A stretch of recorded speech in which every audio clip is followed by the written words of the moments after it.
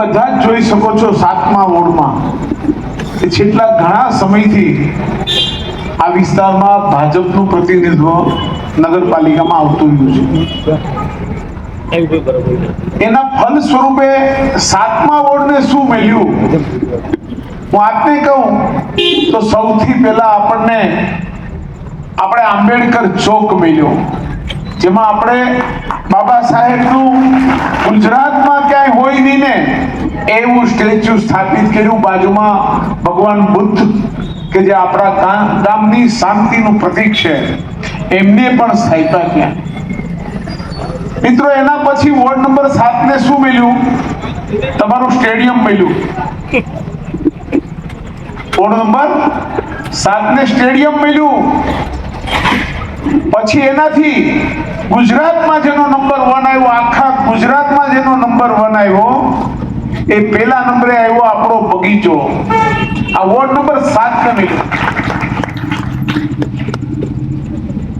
આ તમને મેં વાત કરી તમારી સુખાગીરીના ભાગની, પણ શિક્ષણની પણ વાત કરીએ તો પેલા બધા જ લોકો મને એમ કહેતા હતા કે આપણને આ દીકરીઓની સ્કૂલ આ ઠેઠ આ ખૂણે શું કામ લઈ આવ્યા?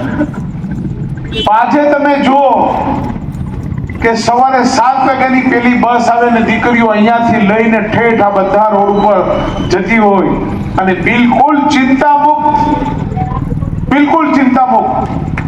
એ દીકરીઓ પોતાની સ્કૂલે જાય અને આવે। આ પણ 7મા વોર્ડમાં સરસ મજાની આપણી ગર્લ્સ સ્કૂલ છે।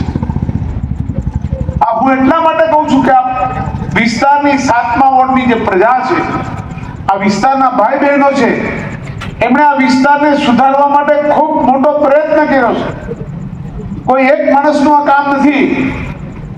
ખૂબ સરસ રીતે વર્ષોના વહાણા ગયા પછી આ વિસ્તારને આપણે નાલંદા જેવી સ્કૂલે આપી છે આપણે, કે જેમાં ગરીબ અને મધ્યમ વર્ગના બાળકો પણ ખૂબ સારી રીતે અભ્યાસ કરી છે। મિત્રો હું આ વાત એટલા માટે કહું છું કે આ બધું આજકાલ તરત નથી થતું, ખૂબ લાંબો સમયનું કામ છે। હજુ આ વિસ્તારમાં તમે જોયું હશે, મારે કહેવું ના જોઈએ, પણ અહીંયાના જે યુવાનો છે 30-35 વર્ષના, મેર સાહેબ 3 વર્ષનો દુષ્કાળ હતો એ કોઈને યાદ છે? અહીંયા ધનાભાઈ 3 વર્ષ આપણે દુષ્કાળમાં કાઢ્યા કોડીના રે, ત્યારે તમને ખ્યાલ નહીં હોય કોઈને કે પાણીની સ્થિતિ આપણી પાસે સંપૂર્ણપણે કોલેપ્સ થઈ ગઈ, કઈ હતું જ નહીં પાણી માટે। ત્યારે આપણે ઘાટકોટથી પાઇપલાઇન લઈ આવી અને સમગ્ર શહેરને પાણી આપ્યું। આજે ફરીથી કહું છું કે આપની પાસે જેમ પાણીની પાઇપલાઇન આપણે આખા શહેરમાં બદલવાના છીએ, સાથોસાથ આવનારા દિવસોમાં ગેસની પાઇપલાઇન અને ગેસથી તમારા ઘરે ઘરે પાઇપલાઇનથી તમને ગેસ આપવામાં આવશે।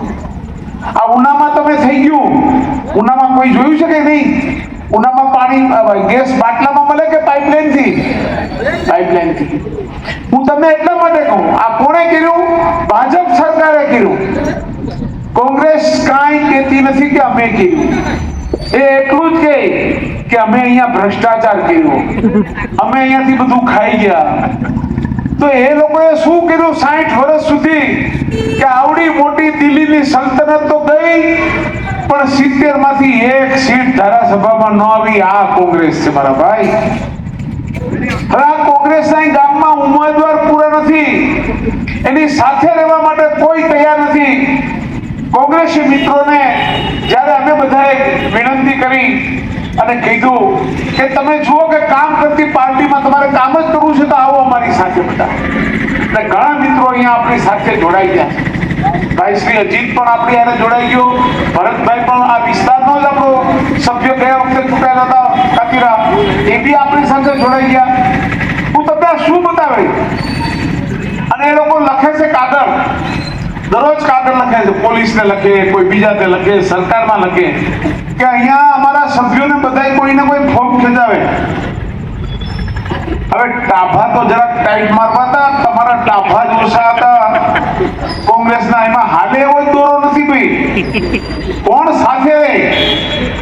તમારી પાસે ઉમેદવાર છે કે આ બધા અમને પૂરા 28 ઉમેદવાર આ પાર્ટી પાસે નથી। અને હતા એ બધા જ મિત્રોએ ખૂબ સમજદારીપૂર્વક આપણી પ્રજાની સાથે રહી અને ત્યાં નગરપાલિકા એમને ખબર છે કે જ્યાં કોઈ શાસક પક્ષનું ચાલે એવું નહીં, વિરોધ પક્ષના હોય ગામના કોઈ પણ સન્માનીય નાગરિક આવે તો એમની વાત પણ નગરપાલિકા સાંભળવા તૈયાર હોય છે. મિત્રો, અમને ખબર છે કે કોડીનાર શહેર કેવું હતું, એમાંથી આપણે અહીં કેવું બનાવી રહ્યા છે. જેને વાતો કરવી છે એને કાંઈ હોતું નથી અને માત્ર એક જ વાત લખે કે મોટા ગુનાઓમાં સંડોવાયેલા લોકો અમારા ઉમેદવારોને લઈ જાય, ભગાડી જાય. આવું કાંઈ થયું હોય તો એકાદી પોલીસ ફરિયાદ તો કરવી હતી તમારે. આમ ને આમ કેટલા દિવસ તમે ઢાંકણા ઢાંકશો? આ દિલ્હીમાંથી ઢાંકણું આખું ઉડી ગયું. કોડીનારમાં પણ તમને વિનંતી કરું છું કે 16મી તારીખે ભાજપના બંને નિશાન અહીંયા, બીજા બધાના વોર્ડમાં કોઈમાં 3 હોય 4 હોય, બધા જ્યાં પણ ભાજપનું કમળ દેખાય એના ઉપર બટન દબાવી અને છેલ્લે પીરું બટન દબાવી અને તમારો મતને રજીસ્ટ્રેશન કરજો મિત્રો. આ વર્ષોથી લોકો અમને કહે છે, આ તમને હું પહેલાની વાત કરું, ઘણા વર્ષ પહેલાની, આ સ્ટેડિયમની જમીન અહીંયા મોહમ્મદ કાકા ખોજા સમાજના, આગાખાની સમાજના હતા. મારી જમીનની બાજુમાં જ જમીન છે. એમણે કીધું કે મારે આ જમીન હવે દિનુભાઈ દઈ દેવી છે. ત્યારે મારા મગજમાં મારી પાસે પૈસા પણ નહોતા. મારી નગરપાલિકાની વાત કરું છું. પણ મેં કીધું મોહમ્મદ કાકા મને તમે આપો તો મારે એક સારી વસ્તુ બનાવી છે. મને અહીંયા કઈ રમત ગમતનું મેદાન બનાવવું છે. ત્યારે મારા મનમાં પણ આવડી મોટી સ્ટેડિયમની કલ્પના નહોતી. પણ મેં કીધું આ જમીન મળે છે, નગરપાલિકાની વાત કરીએ. અરે માણસે અમને